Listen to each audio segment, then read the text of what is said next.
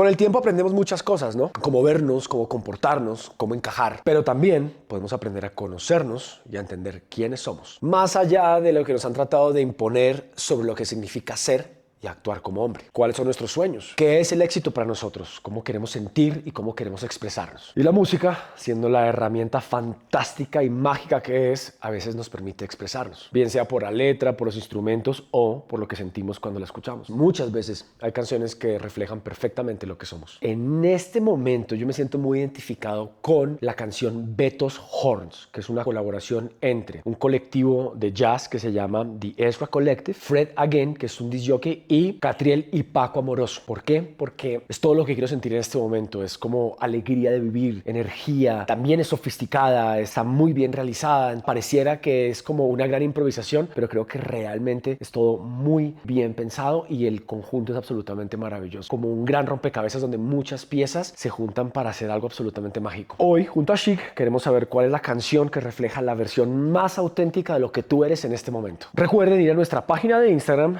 y en los comentarios de la última publicación, poner su respuesta, etiquetar a Chic Latam y después subir a sus stories. Recuerden que el story con más likes se va a ganar esa boleta doble para Stereo Picnic. Y, por supuesto, si llega a haber un empate, pues algo nos vamos a inventar. Lo mejor de todo es que esta semana tendremos 2 ganadores. Se llevará cada uno una boleta doble para el Festival Stereo Picnic. Gracias, Chic, por acompañarnos, entendiendo que no todos los hombres somos iguales. Y animarnos a demostrarlo en las pequeñas decisiones de todos los días. Los leemos. Los chicos sí lloran. El virus del papiloma humano causa casi todos los casos de cáncer de cuello uterino. En Colombia, esta enfermedad provoca la muerte de 7 mujeres al día. Y no solo eso, también puede causar cáncer y otras enfermedades en hombres. Hablar de prevención es hablar de salud. Infórmate hoy. Está en tus manos prevenir un posible cáncer causado por el VPH. Entra a infobph.com.co y consulta información sobre prevención y vacunación. Patrocinado por MSD Colombia.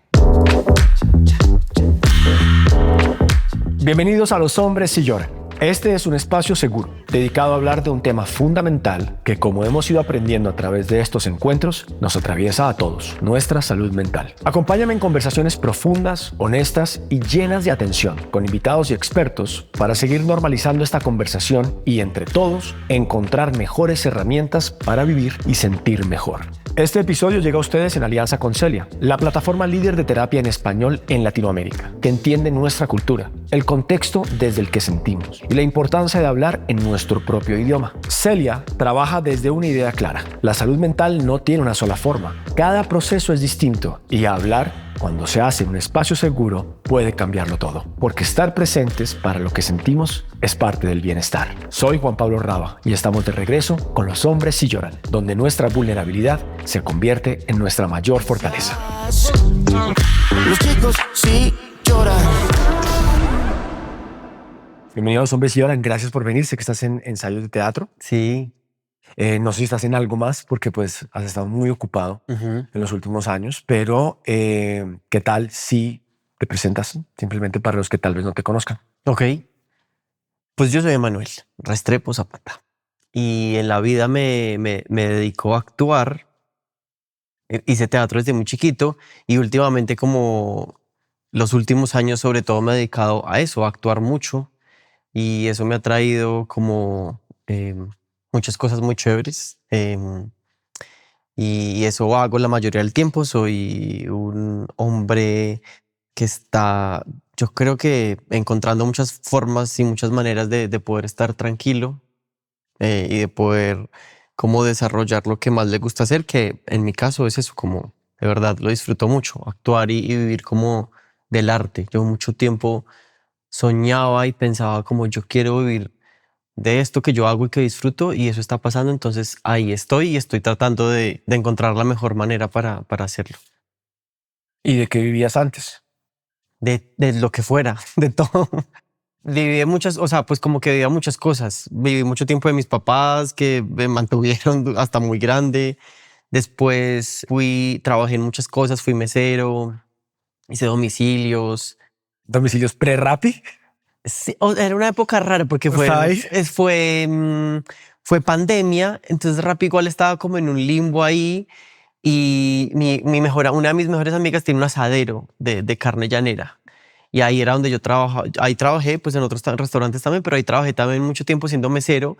Y cuando llegó la pandemia pues ya no iba a nadie. Entonces yo empecé a llevar los domicilios en bicicleta. Era todo muy raro, pues como que sí, era pandemia, no había nada, yo era en bicicleta solo, con un permiso ahí todo, como él tiene permiso para hacer esto. La película 28 días después. Exacto, y yo todo solo, y yo así llevando carne en una maletica. ¿Con porque tapabocas? Con tapabocas, con tapabocas, no solamente con traje, todos esos blancos, o sea, no, cada vez que iba en bicicleta.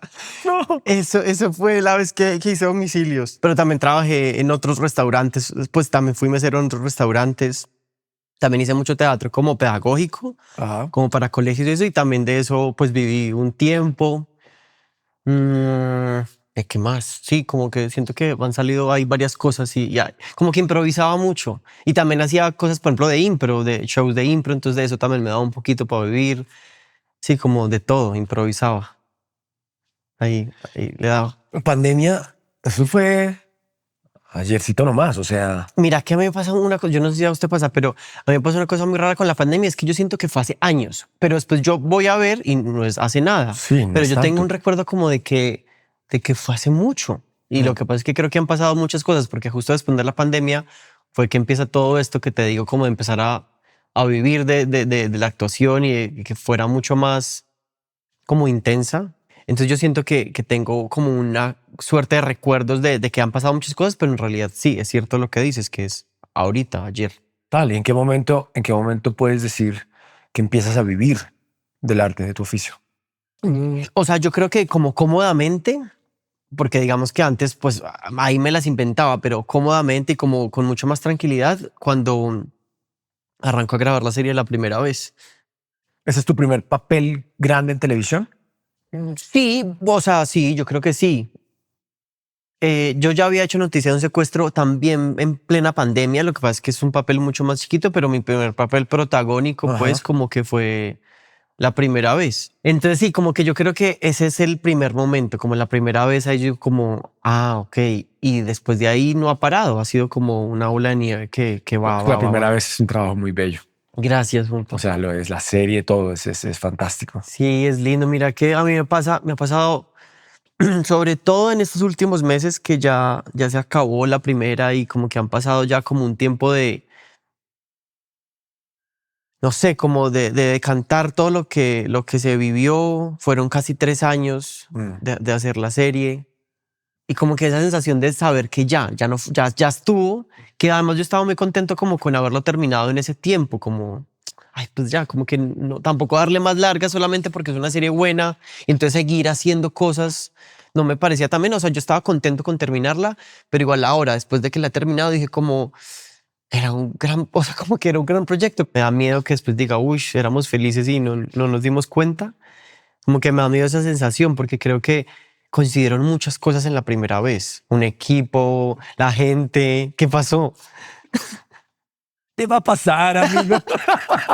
Sí, sabía que esa No risa quiero reventar tu pequeña burbuja de felicidad, amigo, pero te va a pasar. Y un día vas a llegar a un proyecto así, por favor, que no se acabe, que no se acabe nunca. Más que creo que te llevo unos cuantos de ventaja. Yo tengo 25 años de carrera ya. Claro, obvio. Entonces he pasado. Lo bueno es que ya, por ejemplo, con Steffi, que tenemos esta amistad en común tan bonita, con Steffi Piñeres, me disfruté mucho el último trabajo con ella, Delirio. Es hermoso ese trabajo. Pero además creo que me lo disfruté mucho porque sí entendí muy rápido que era lo que yo llamo los unicornios. Ok. Yo sí lo entendí, lo vi de una vez y dije, esto es un unicornio. ¿Y qué es Este un lo voy a unicornio disfrutar. para ti? Como Los eso unicornios son los único. que estamos siempre buscando. La primera vez es un unicornio. Es un sitio en donde quedas artísticamente satisfecho, pero también gusta y también te pone en una posición, digamos, económica en donde estás también tranquilo, como decías. Pero eso es muy Entonces difícil, ¿cierto? Es muy difícil. Porque yo siempre digo que uno termina como sacrificando una u otra, ¿no? A veces uno es por plata, ¿no? Bueno, es claro, hay que pagar las cuentas. Esos son los menos satisfactorios a nivel artístico. Hay unos que son solo por el arte y son maravillosos, pero hay que pagar las cuentas. Y hay unos que uno hace como por el reconocimiento. Y a veces se juntan los tres. Y aparece el duende y aparece como ese unicornio. Y dices, Siento que artísticamente estoy haciendo algo que me tiene pleno. Económicamente me pone en un lugar en donde estoy cómodo y tranquilo y puedo proveer para mí, para mi familia, para lo que sea. Ujú. Y además hay un reconocimiento, no solamente de la industria o de mis colegas que suele tener como los proyectos muy artísticos, sino también a la gente le ha gustado. Ya, pues Y, eso está muy lindo. y nosotros dijimos eso. Y la primera vez es un unicornio. Sí, justo ese es el miedo. Yo creo que yo no sé si yo me di cuenta haciéndolo. O sea, todavía no sé si me di cuenta haciéndolo o después.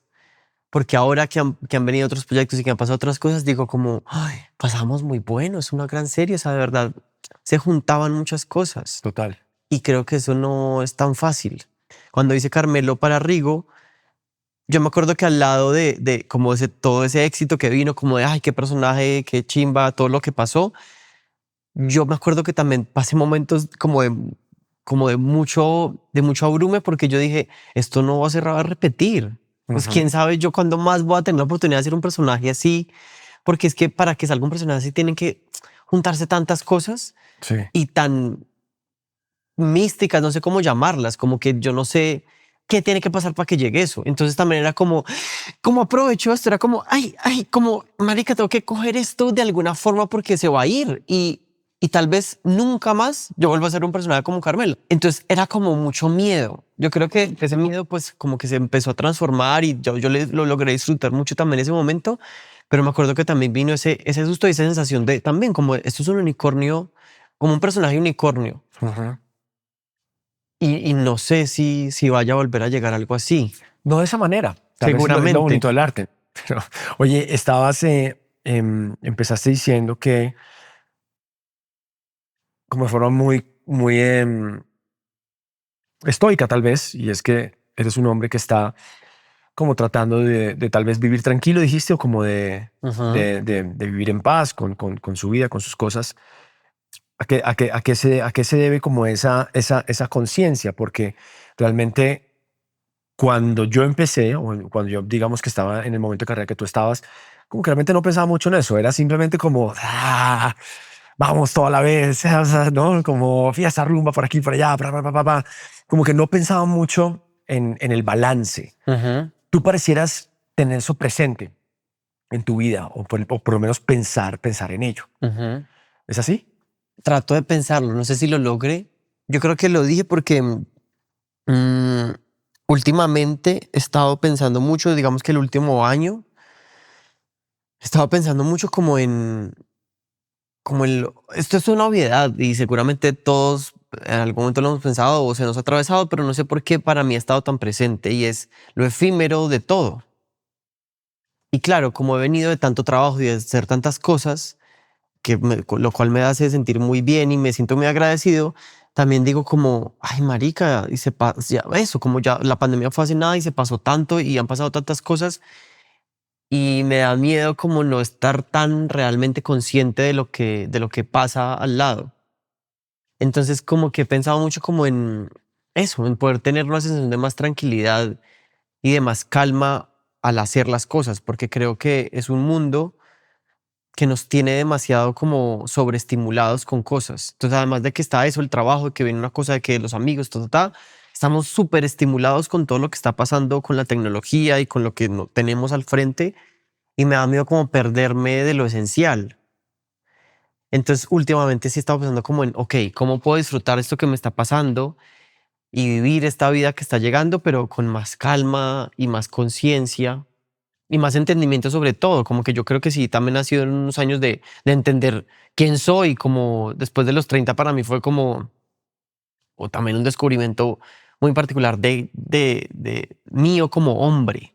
Finalmente, te pasó a los 30. A mí realmente me pasó después de los 40. Ok. Yo hasta que no experimenté mi propia crisis de mediana edad, digamos, yo no pensaba en nada de esto. ¿Y tus 30 cómo eran? Espectacular. ¿Sabes? Como que mis 30, bueno, mi papá se murió, yo tenía 33, Ok. entonces ahí ya Yo tengo eso, 33. 33, pero yo venía ya de un divorcio, venía de ¿Ya te una habías etapa, ya me casado? había casado, ya me había ¿A divorciado. qué edad? Yo me casé la primera vez a los 25 años. ¿Qué? Sí, sí, sí. No, Sí, sí, sí. marica. Por eso Wow. te digo, es que yo yo vivía en un overdrive permanente, ¿no? En un estado de acelere permanente. Ajá. Y en ese mismo ride, pues, termino mi época en Venezuela, me divorcio en Venezuela, vengo para Colombia, decido que ya quiero cambiar mi carrera y quiero apuntarle como a trabajar en Estados Unidos. Y empiezo como con todo, con todos esos movimientos. Yo me la pasaba viajando para acá, para allá, para allá, para acá, haciendo casting. Estaba quebrado completamente porque me quebré en la crisis financiera del 2008. Ok. Entonces eso era, ¿sabes? Esos fueron mis 30. Y de repente se muere mi papá y como, wow, conozco a Moni, la veo y sé que me voy a casar con ella. O sea, y arrancamos así. Entonces, mis 30 me casé, llega Joaquín, decido irme definitivamente a perseguir mi carrera ya en Estados Unidos, acompañado por Mónica, y empieza también mi carrera en Estados Unidos. Entonces, mis 30 se pasaron en eso, Ok. ¿sabes? En trabajar, empecé los 33, Narcos, después Six ya en Estados Unidos, empiezo agentes, managers, empieza como todo esto como mi sueño que de alguna forma había como tejido de alguna Ajá. manera y al que le había apostado. Y después ya a los 40 pues pasa completamente al contrario. Nace Josefina y Yo creo que igual pasan las dos cosas al tiempo, porque tampoco me gustaría quedármelas como, mira, estoy reflexionando sobre mi vida, porque también tengo un jurgo, o sea, también estoy con esa cosa que dices ahorita como que es una imagen para mí como de trabajo, tal, haces esto, yo siento que a veces me pasa y no sé si eso justo es lo que me genera la reflexión, ajá. pero también me siento como a toda y me da miedo como eso, que de pronto lleguen los 40 y me pegue peor y yo diga como, y pasó todo esto y no me di cuenta. Pero porque dices te pegue peor, te está pegando de alguna manera. O sea, sientes que emocionalmente te ha puesto en un lugar que podríamos llamar como nostálgico, ansioso. Yo creo que yo soy una persona nostálgica como de naturaleza, pues como yo siempre he sido muy nostálgico desde niño. Es raro, no sé por qué, pero siempre he sido muy nostálgico. Y sí creo que cuando decía como que me pegué peor, digamos que ni siquiera hablaba como por mí únicamente, sino como por lo que uno escucha de esas crisis de los 40. Como que quisiera estar más preparado para afrontarlo mejor y que no sea como que después no me di cuenta y estoy estrellándome contra ese momento eh, y no esté como, sí, como lo suficientemente listo. Igual, quién sabe si uno está suficientemente listo para algo, pues, o sea, de acá dándomela y los 40. ¡pa! Déjame Eh, volver a agarrar ese pequeño alfiler.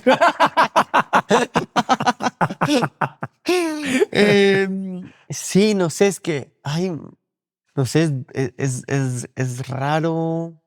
A mí me parece que hay veces es muy duro, no me parece a veces no, a mí me parece generalmente que es muy duro la vida y eso seguramente es, no lo comparto con mucha gente, pero de ahí muchas cosas que yo pienso, vos viste Goodbye, una obra de teatro que habla mucho como de, Ernesto, mi personaje, habla mucho de lo que yo pienso en la vida diariamente Ujú. y es como de, para mí, hay veces vivir es muy agotador, eso, como que, entonces sí paso por muchos momentos de ansiedad, de como decir, ¿por qué estamos acá? Y eso es demasiado particular. Yo siento que hay mucha gente que está viviendo y ya está de la pasa rico y qué rico poder ser así. O sea, como que yo digo, qué chimba, ojalá yo pudiera, pero para mí hay como una sí, como un pensamiento extra todo el tiempo de por qué estamos acá y por qué esta vida es así y por qué tenemos que vivir esto. Entonces no sé si también responde, esa reflexión responde como a esa ansiedad, ¿Qué te parece duro de la vida? Muchas cosas. A mí hay una canción de Yuri Buenaventura que habla como de dónde está Dios, de por qué no está acá y por qué no se encarga como de lo que está pasando. Y me parece que es una canción que define mucho lo que yo pienso sobre que además es un reclamo para si hay algún Dios, yo no lo creo, pero sí como para lo que pasa en la vida, como que me parece duro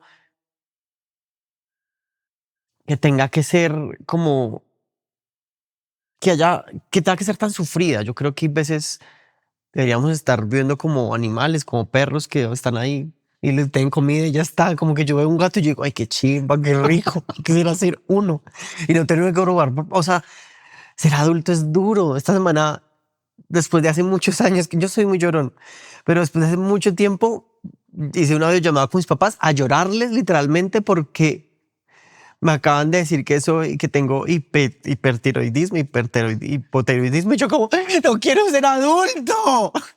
Como que me parece que ser adulto es duro.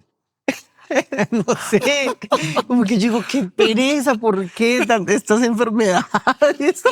O sea, es que yo no sé si es demasiado raro, pero eso, como que yo digo, para mí todo es como, ¿por qué? ¿Por qué esto? ¿Tengo que declarar renta? ¿Por qué?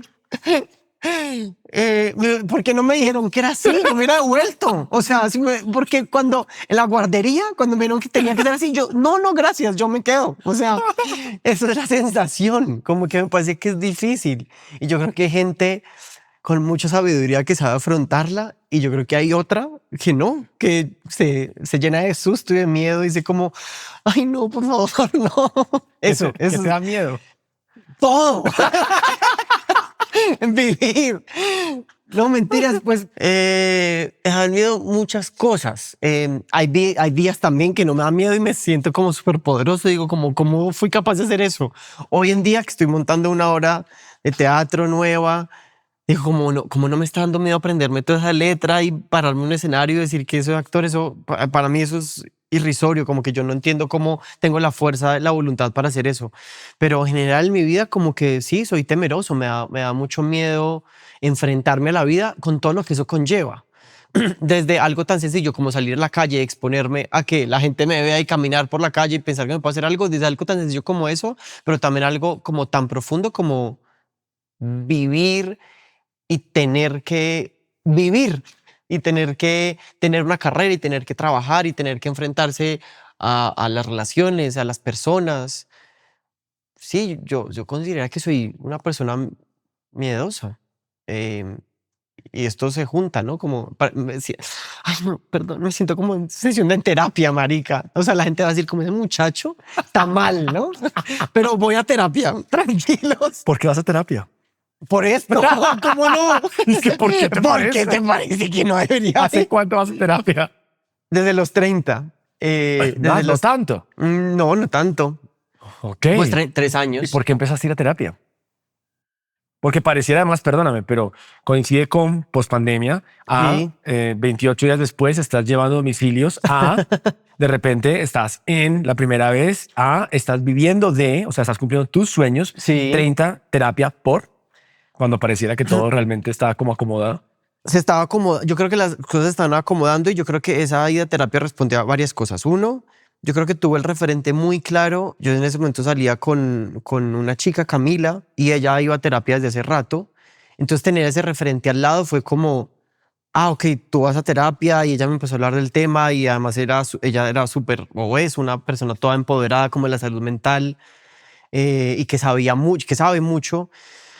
Entonces para mí fue como, tener ese referente fue como, ok, tal vez hay muchas cosas que yo necesité solucionar también en terapia, y yo creo que el deseo igual estaba, pero hacía domicilios en bicicleta, o sea, o pagaba el arriendo o iba a terapia, no podía hacer las dos Pues cosas ya lo al habías tiempo. pensado antes. Yo lo había pensado, pero sí creo eso, como que yo ni siquiera tenía acceso a quien uno le dice, pero tampoco económicamente podía decir, listo, voy a destinar esta plata para terapia, pues porque igual yo creo que es algo que no siempre, ahorita creo que hay muchas más opciones, pero para ese momento que me parece que igual todo ha avanzado muy rápido con respecto a la salud mental, menos mal, sí, no era una cosa tan de fácil acceso y que merecía un presupuesto especial que yo no tenía. Ajá. Entonces creo que considero muchas cosas, y esa es como la primera vez que voy a terapia, y es un camino que no ha sido constante todo el tiempo. Los 3 años ha sido como de idas y venidas y de encontrar.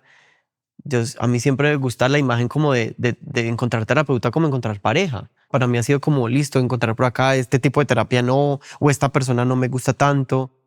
Y hoy en día voy porque me ayuda mucho a entenderme y como a poder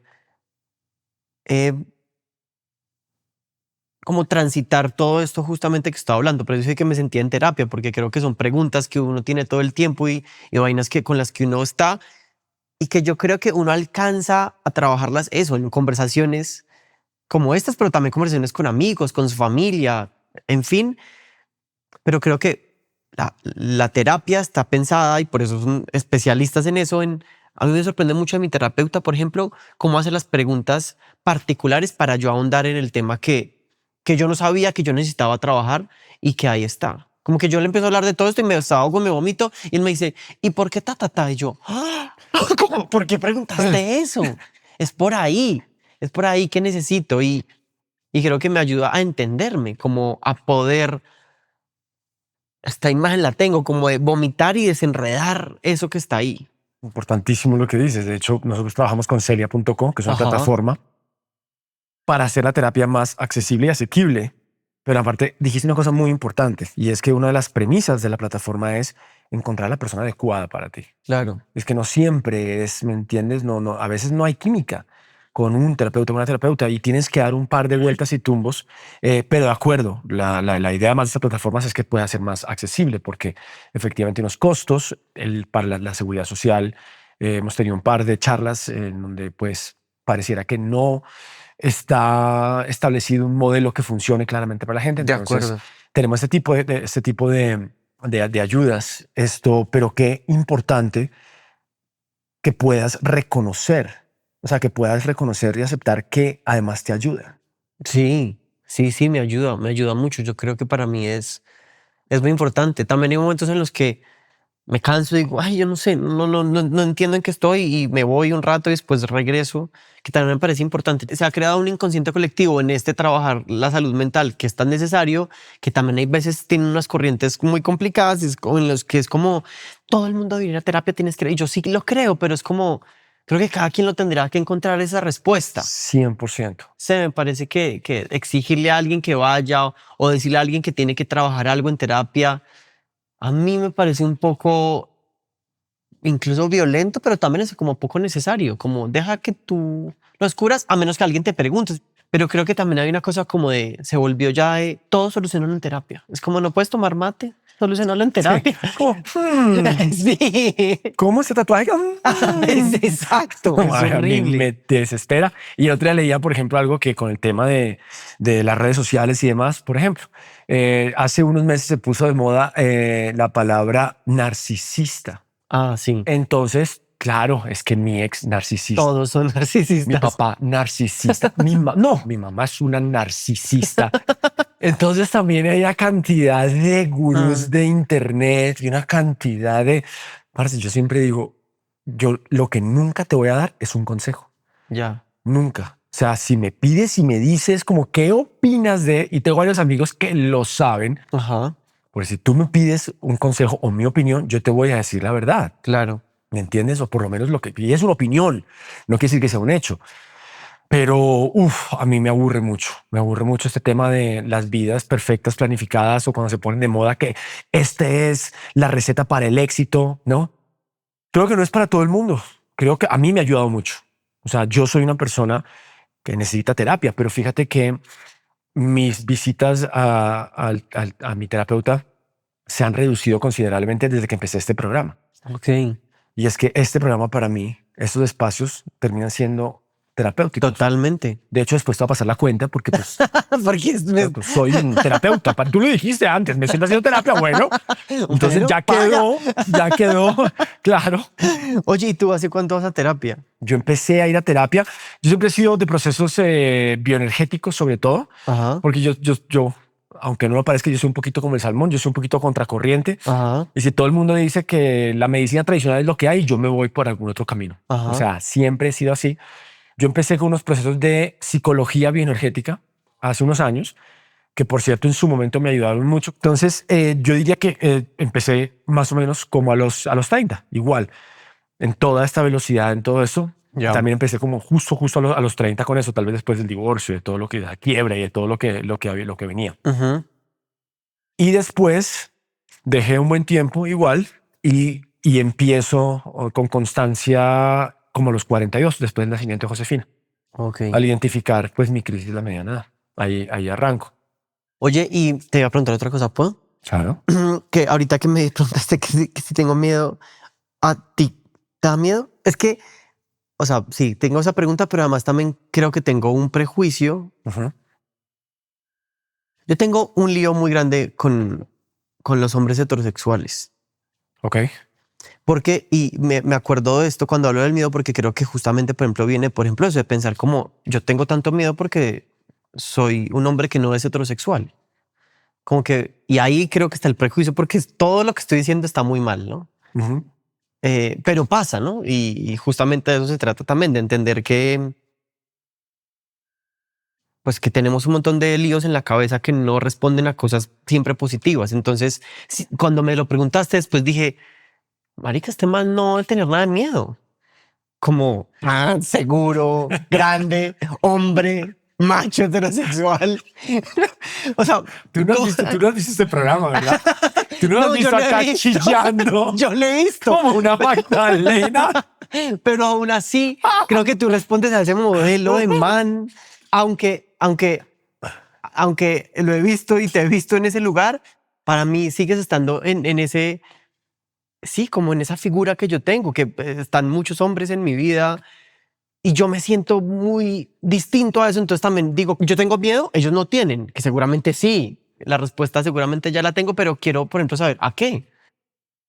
Mira, es una gran pregunta. Es una gran pregunta y tiene mucho que ver con el ADN de este programa.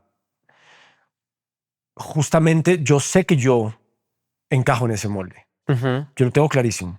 Y por eso también sabía que si iba a hablar de salud mental tenía que hacerlo desde un lugar muy personal. ya. No desde el personaje, no desde JJ, no desde el militar de Six, no desde Gustavo Gaviria, no me entiendes, tengo que hacerlo Ujú, desde mi verdad más íntima, desde mi ser sin personaje. ujú,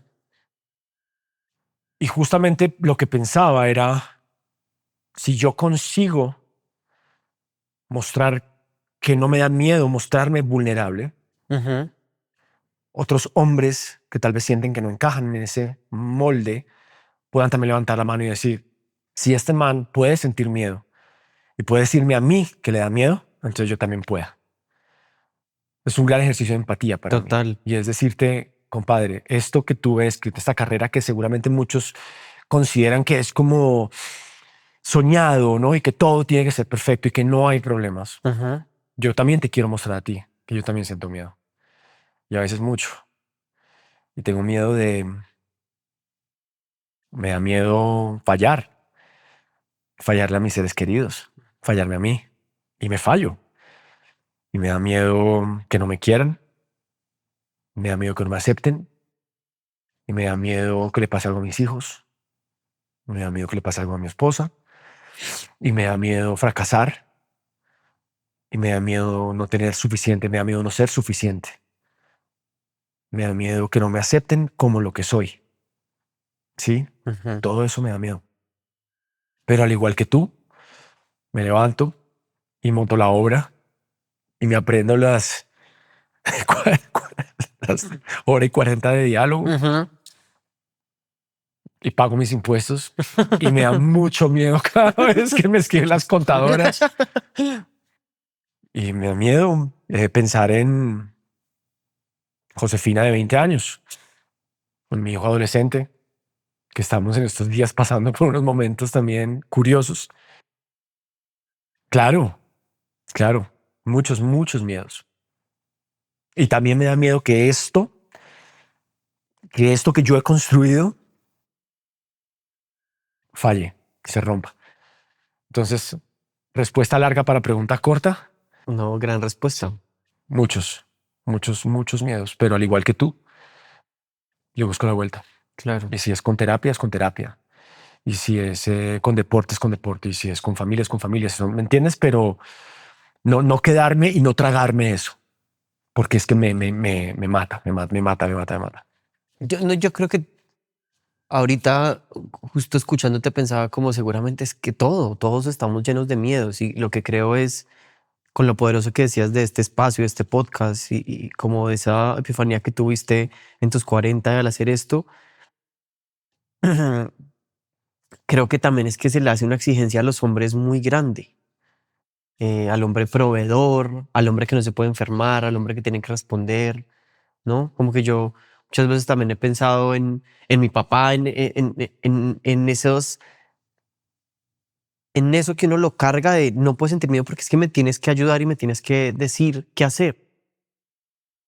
Y creo que uno pues viene con esa historia también, entonces uno está todo el tiempo como no tengo miedo, acá estoy, ¿no? Pero en realidad es como sí, estoy cagado del susto y no sé qué hacer y sería mucho más poderoso tal vez si nos mostráramos así, como y ahí es donde me parece que es tan increíble el ejercicio que dices de empatía, de poder decirle a otros hombres como sí pueden estar llenos de miedo, como que yo creo que de hecho todas las cagadas que hacemos los hombres como especie, como todo lo que el hombre como hombre se ha equivocado, además creo que tiene que ver con ese miedo, con esos miedos no mostrados.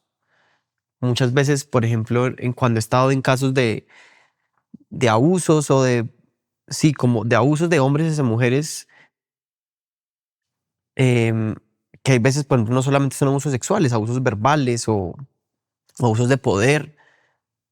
Yo digo que hay mucho miedo a reconocerlo, incluso. Mucho miedo a decir, sí, la cagué. Y es que, y creo que así se solucionaría mucho más fácil todo. Pero a veces ni siquiera tenemos la fuerza del poder para decir eso. Entonces se agranda y se agranda la cosa y entonces son hombres abusadores y llenos de conflictos y problemas cuando podría ser mucho más fácil siendo vulnerables y decir, sí, me equivoqué, no sé cómo manejar el poder, no sé cómo caerle a una mujer sin que parezca que es abuso. Es porque nos da miedo reconocer que somos blanditos. Muy, muy blanditos, totalmente. Tú eres un gran abanderado de esas causas. ¿Me puedes contar un poquito de esa faceta de tu vida?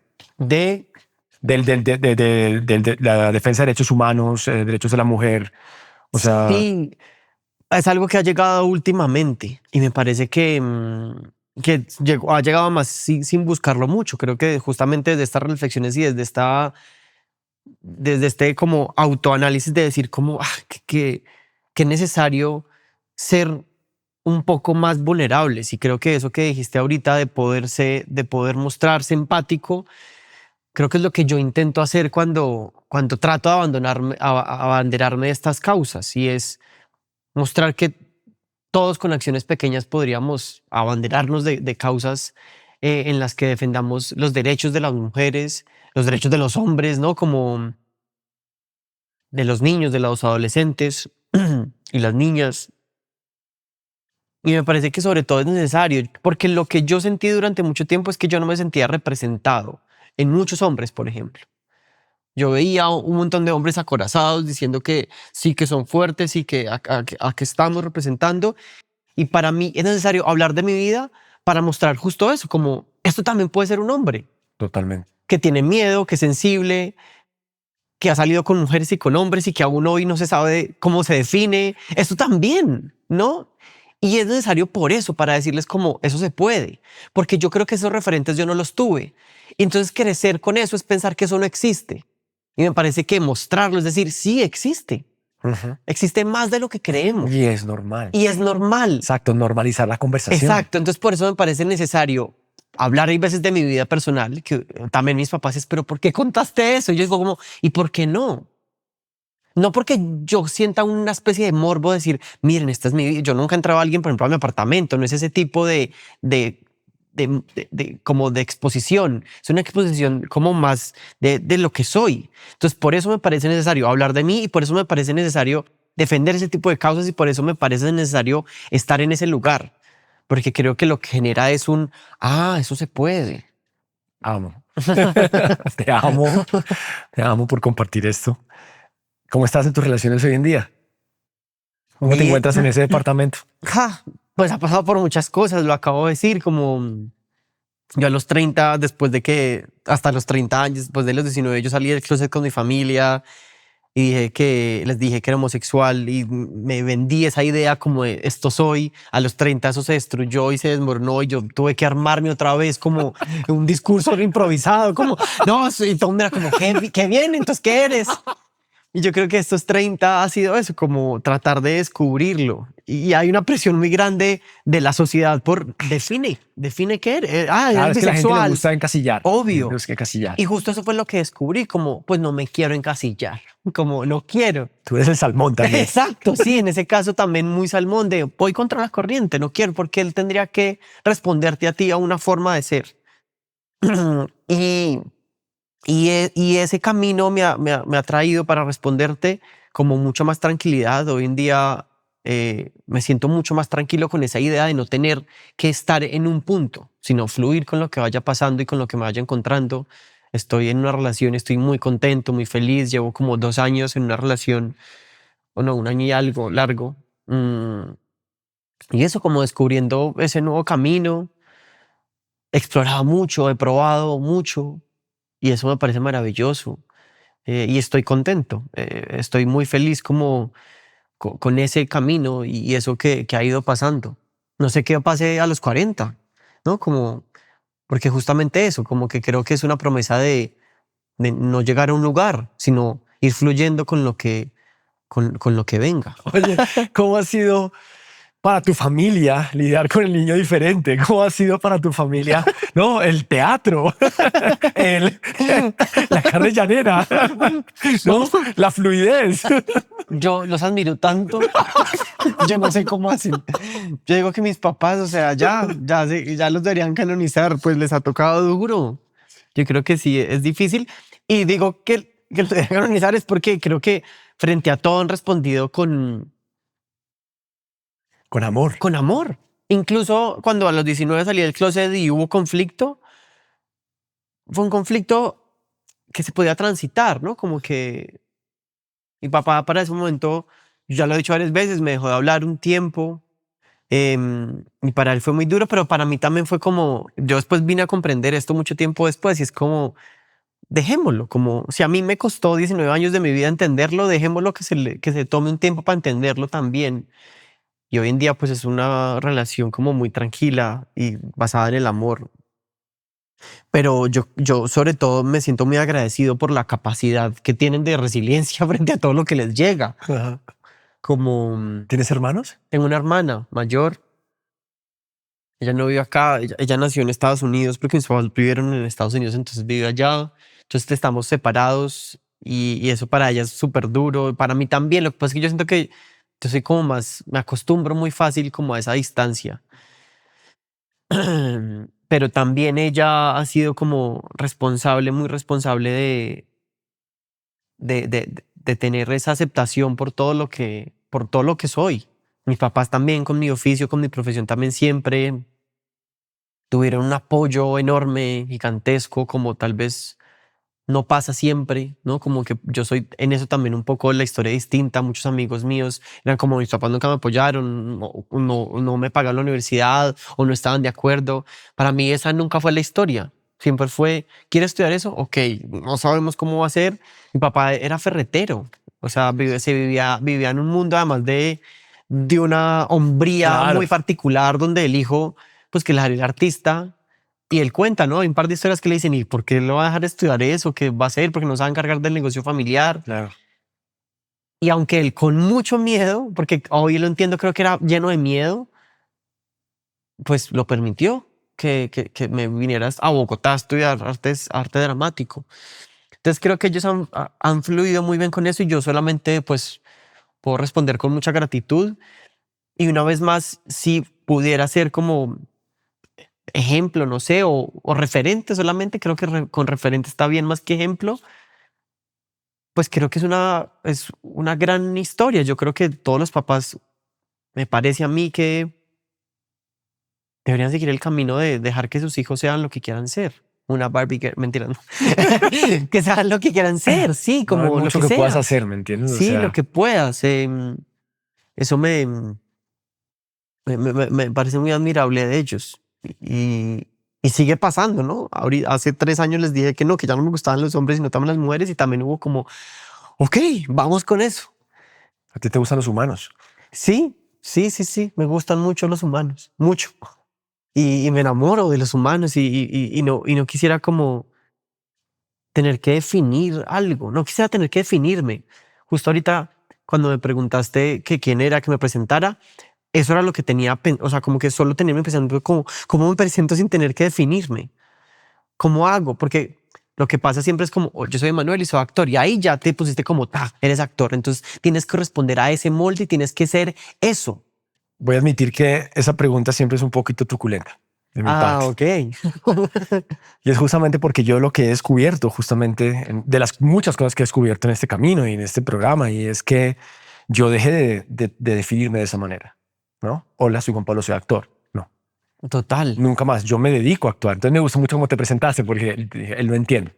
Yo te agradezco profundamente que hayas finalmente tomado el tiempo Yo quería. de dignificarnos con tu presencia.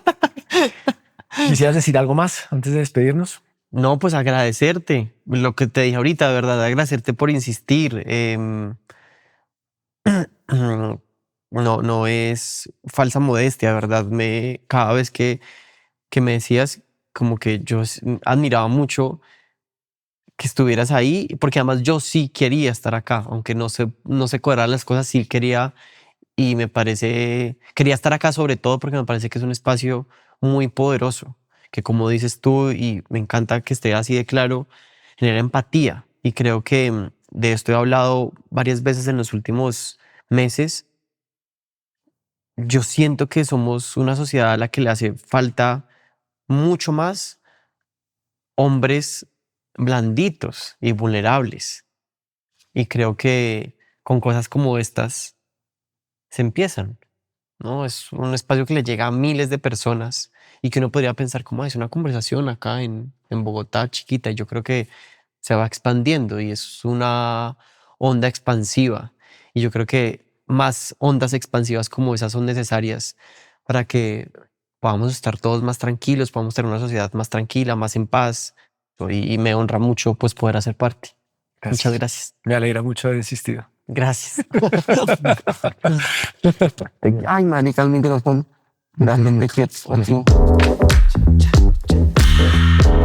Gracias por acompañarnos en este episodio de Los Hombres Sí Lloran. Recuerden siempre que pedir ayuda está bien y que no tienen que hacerlo solos. Para eso cuentan con aliados como Celia.co, la plataforma líder de salud mental en español en Latinoamérica, que entiende nuestra cultura, acompaña procesos distintos y ofrece espacios seguros donde hablar, escuchar y sentirse acompañado hace parte del cambio. Los Hombres Sí Lloran es un espacio de conversación y reflexión. Las opiniones y comentarios expresados en este podcast son responsabilidad de quienes los emiten y no representan necesariamente la postura del podcast ni de su equipo. Este episodio fue posible gracias a un grupo de personas que trabaja cada semana para que este contenido llegue a ustedes. Producción ejecutiva, Daniel Posada. Dirección de marketing, María Camila Ayala.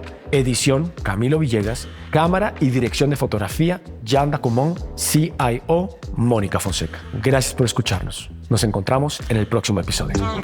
Los chicos sí lloran.